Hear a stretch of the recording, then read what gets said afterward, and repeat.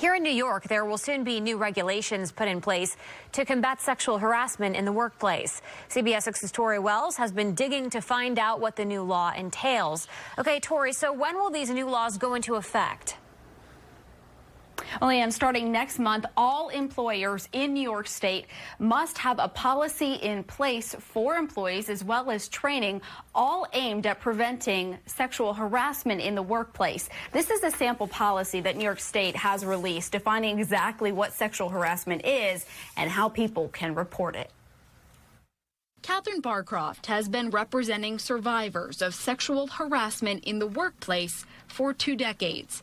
And in that time has seen change. I've seen an evolution in the law and how I've seen handbooks in the beginning that were very rudimentary. In just a few weeks, she says that evolution will continue. By October 9th, there needs to be in place an actual policy preventing sexual harassment, the definition of what sexual harassment is, and the fact that the company prohibits sexual harassment. That policy must also include examples of what sexual harassment is.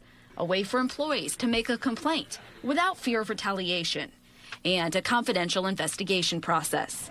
The law also requires sexual harassment prevention training for all employees. It's crucial that this is part of the law and that employers are actually required to set forth these policies.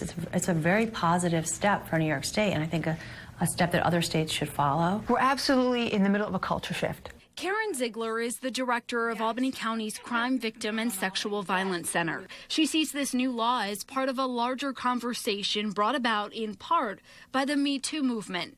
As more survivors share their story and are met with support, she says that gives others the courage to do the same. I can tell you definitely there is a dramatic increase in the number of calls that we're getting and the number of emergency room accompaniments that we're doing because people do think they're going to be believed and they are willing to take the risk to say something.